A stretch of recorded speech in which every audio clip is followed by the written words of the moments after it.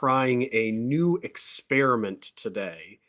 In this live video, I'm going to go over the commentaries that I use to preach through the Gospel of John. So, normally I review one book at a time. I've been trying to add commentary reviews onto the channel. I have several commentaries I've reviewed, but what I want to begin doing, since my 9 to 5, you could say, my regular day job is I pastor a local church body in the greater New Orleans area. So, we're just outside of the city limits of New Orleans. And whenever I finish preaching or teaching through a book of the Bible, I want to share the commentaries and resources that I use to preach through that book. I think in some ways, some parts of it will end up being a little bit repetitive because there are a few series that I go back to every time. But on the other hand, just because you watch my review of commentaries and what I use for the Gospel of John doesn't mean that you're going to watch what I do for Ephesians. And if you watch Ephesians, it doesn't mean you'll use John. So I'll just go through, here are the resources that I use. So if someone's saying, I'm going to be looking to preach through a book of the Bible, I'm curious what somebody else used, what they found to be useful, not so useful. Here's what I used to go through the Gospel of John. So I want to start off by saying I still, for research into the original languages, I'm still using BibleWorks, which is a defunct company which doesn't exist anymore. I got the software back when I was in seminary, like 18 years ago, 17 years ago. So I still use that to go through the Greek, go through the Hebrew text, look at syntax, word usage of individual words throughout the Old and New Testament. So BibleWorks is my foundational looking at the original language software. Maybe someday I'll go to something else and look at one of the other softwares, but right now I'm just been always used to BibleWorks. So that's what I still use when I doing that prep work in the original language. And then after that, I have a number of resources that I use, typically different types of commentaries I like to use for preparing sermons. So some that are based on more Bible background stuff, some that are based on original languages, some that are more based on application type stuff. So here's what I use for the Gospel of John, and this is in kind of no particular order. This is just what I have sort of in the pile sit next to me. So first, the commentary that I use that looks most into the Greek text for the Gospel of John is B.F. Westcott's commentary on the Gospel of John. I have no fancy dust jacket for this or anything. So here's what I use for the Gospel of John for looking mostly at the original language here. B.F. Westcott. And I found B.F. Westcott to be thoroughly helpful throughout. This is right at the top of, I'd say, if I had to rank the resources that I use, this would be the most helpful one. So I guess I started off with the best, picking right up off the top. Very appropriate, I guess. So the Gospel of John, B.F. Westcott. This was my number one resource week in and week out for preaching through the Gospel of John. So if you're going through the Gospel of John, if you're like, I need one book, what book should I get? I would pick B.F. Westcott on the Gospel of John. You don't need to know Greek to read this and benefit from it. I think it helps if you do. But you don't need to. And if you were to look at my book, it's just all the pages all over the place have so many highlights because I consistently found what Wes got to do to be helpful all throughout on the Gospel of John. So I loved his insight. I loved what he said about the text. I think he's got the right theological basis for this. So B.F. Westcott, the Gospel according to John, here is my favorite.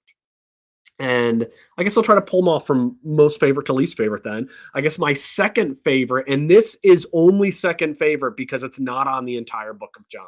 If it covered the entire gospel, this probably would have passed Westcott. And that is The Disciple Maker by Gary Derrickson and Earl Rodmacher. It's funny, I can easily say Rodmacher because I've seen his name so many times. But Derrickson, I don't know anything about him. But this work by Rodmacher, Derrickson on The Disciple Maker, this is specifically just on the upper room discourse. So this starts with Jesus washing the disciples' feet, and then it goes up through until he gets betrayed by John in the garden. So it covers all of that material, which is a big, that discourse is a huge part of the Gospel of John. And this was amazing. This was such a good commentary. And I got so much out from it consistently, well written. It's got Westcott doesn't have a ton of application type stuff, but you get plenty of application stuff here. And I could not believe how great this was. And the only thing that disappoints me about this is I wish it was on the entirety of the Gospel of John. Like, but the disciple maker was so great. So I'm going to say, if you're going to go through John, you got to get B.F. Westcott and go through that. And then second, the disciple maker by Derrickson and Rodmacher, this would be second. Like, it was just, it kind of blew me away how much better it was than what I've been reading all the time, week in and week out. And I was like, I wish we had probably had more commentaries by Rodmacher because it was so good. So yeah, and the only knock to this, like I said, is that it's not on the entire Gospel of John. But man, the section that it was on was so great that it was my second favorite resource. Third, ooh, third's a little tough to decide here. I'm gonna say my third is. Oh, we're gonna go with the Zondervan Illustrated Bible Background Commentary for number three. I really liked this one for the Gospel of John, and I don't even know who wrote it. I'm looking it up right now. I guess I should have known why it would be good. Look, it's by Andreas Kostenberger. Oh, so of course it's going to be good, and it was great. This is a great commentary on the Gospel of John. So the Zondervan Illustrated Bible Background Commentary. It's a legit commentary, but what it focuses on is geography, what we've discovered from our archaeological discoveries. It's got a lot of history, cultural backgrounds for that. The Old Testament hits a lot more on the gods of the other nations that are around them. But I consistently found this really good. Like, I've always loved this series, the Zondervan Illustrated Bible Background Commentary. I use it whenever I preach, like no matter what book I'm doing. I use that as one of the resources that I read. One of the things I like about it is it's not overly wordy, so it's easily to add on. So if you're reading 4 or 5 different books, this one is not bad to get through at all. But this volume I found to be just unusually insightful, really great all throughout. Like for instance, when and I know this because I just finished the book, so if I talk about anything specific in any of these commentaries, it's probably going to be stuff toward the end of the Gospel of John. But in when Jesus makes the prophecy of Peter that at the end of your life you'll stretch out your hands, and about how that being a prophecy of how Peter would die, I didn't realize how often stretch out your hands was a word that was used to refer to crucifixion in that day. Like crucifixion was like a word you wouldn't say in public because crucifixion was so gory and ugly. And so I didn't realize though that stretch out your hands, which is what Jesus says for Peter, is a phrase that happened that referred to crucifixion so often in that time period. And Kostenberger brings that out here in this commentary, and he's constantly making great insights. So this is really good. So Andreas Kostenberger, and I'm probably totally saying his name wrong, and I'm so sorry. But Zondervan Illustrated Bible Background Commentary is great. I'd encourage you to get the entire set of that. And before we go on to the next four, I just want to pause for a brief, like this is like the ad portion, I guess you could say, of this video. I want to thank everybody who's watching live. Thank everybody who watch it later. If you like it, give it the likes. That puts it out on more YouTube channels. If you like it, also share it with other people. Shares drive views more than anything else on YouTube. I've discovered my number of followers or subscribers doesn't make a huge impact on the number of views, but the number of people who share. So if you think this is helpful, share it with other people online. And this summer, I had the opportunity for the second time to go on a mission trip to Burundi in East Africa. And Burundi is famous, or you could say infamous, for being the poorest country in the world. And so these pastors have a very difficult time getting any type of pastoral training. Like we're talking about men who are leading churches who basically they get saved. They're in an area where their church is the only church, and the evangelist who led them to Christ is basically like, okay, now you get to lead a church.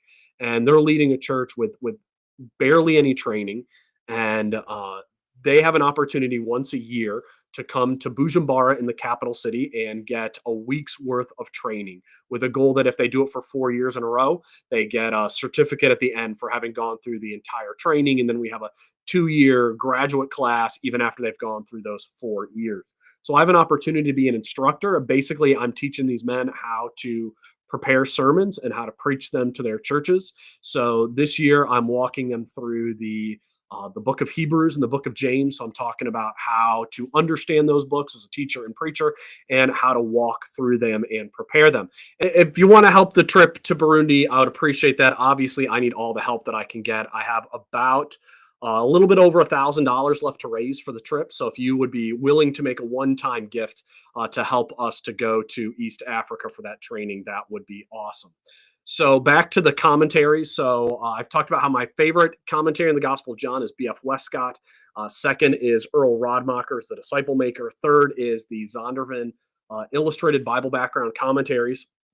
Fourth are two that I'm going to put together. I'm going to rate one above the other, a fourth or fifth, but they are F.F. Bruce's The Gospel and Epistles of John, and then the Old New International Commentary of the New Testament by Leon Morris. So obviously, I got a used copy from a library that went out of business for that, but it works fine, and no one had highlighted it until I got it. So these are both great. These are what I put in the category of what I call middle of the road commentaries. They're trying to give you a little bit of everything, a little bit of application, a little bit of explanation of the text. I find Bruce and Morris to be typically helpful. They're what I would call mild Calvinists. They don't push the Calvinism often, but you do see it come out from time to time in passages. And overall, I found their information to be helpful, consistent to use. But what I did with these commentaries is I did not read either of these week after week. So one of the things, if you preach through John and you don't want to be there for 10 years, you got to preach through some big portions. So I took 68 weeks to get through John. So it was 68 weeks for me to go from the beginning to the end of the Gospel of John. Most of the time, I guess the length of passages that I use varied a lot based on what Jesus is teaching about. If it's a narrative, some of them I felt like were almost impossibly long. Some of them were shorter. So what I did by and large, if it was a shorter passage, probably less than 10 verses, I'd read Morris because it's a little longer, a little bit more wordy, a little bit more information in there.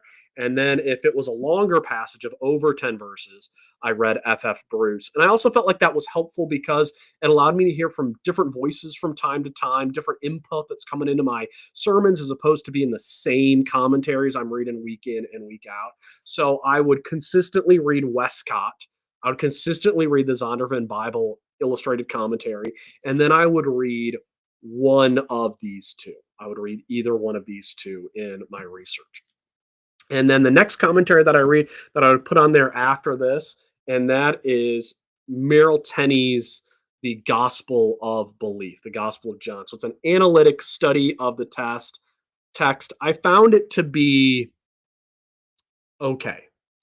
Nothing that blew me away, but it was so okay at the level that once I got to the Upper Room Discourse and I started reading Rodmacher's, I stopped reading this one because Rodmacher's was just so much more helpful. I don't have time to read 10 commentaries each week. Just reading the ones that I'm reading takes me a couple hours to get through them if the passage is longer. So this one was okay, not the best. And then I didn't come back to it even after I finished Rodmacher's work. So this one I read through until I got to the Upper Room Discourse. Like I said, it was all right. Nothing that blew me away. But again, if I'm going to do my own study, and then after my own study, I'm going to read what Westcott has to say, and then I'm going to read what I get from the Zondervan Illustrated Bible Background Commentary. And then when I'm in this section, I'm going to read Rodmacher, and then I'm going to read Bruce or Morris. After that, I have all the information I need to write a sermon. Like I don't need any more than that. In fact, I'm paring stuff down outside of from what I would want to say that's too much. So that's plenty. The Gospel Belief is all right. I would not highly recommend this one. I just did not find it overly that helpful. And then my seventh and last resource, which I wish I had for the entire Gospel of John, but I didn't own it until I was most of the way through the Upper Room Discourse. So I didn't have it for a lot of it. And that is the commentary on the New Testament from the Talmud and Midrash by Strack and Billerbeck. This is great. This set is so helpful. It is a little pricey, but it's really helpful. So what they do is they just tell you wherever something that's in your passage is also talked about somewhere else in the Talmud or the Midrash, somewhere else in Jewish literature that is some way parallel to it. So, and some of it's helpful, some of it's not.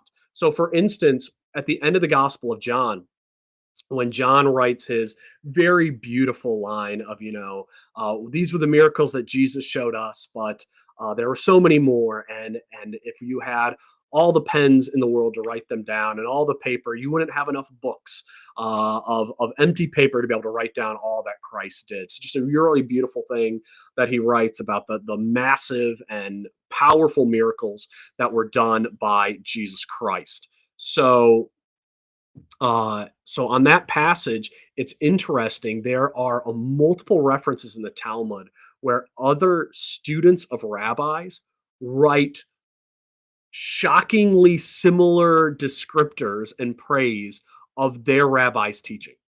So we actually have that John is actually looks like he's taking what had been a common thing for other students to write about their rabbis. Although I would love to know the timing based on this. Like, did John write his gospel first, and then students of other rabbis are like, "Oh, what John wrote about Jesus was great. I want to say that about my rabbi too." Like what came first, the chicken or the egg? But we have some parallels in that. There's another passage where I wanted to reference in this review, and I'm so off about that audio not working that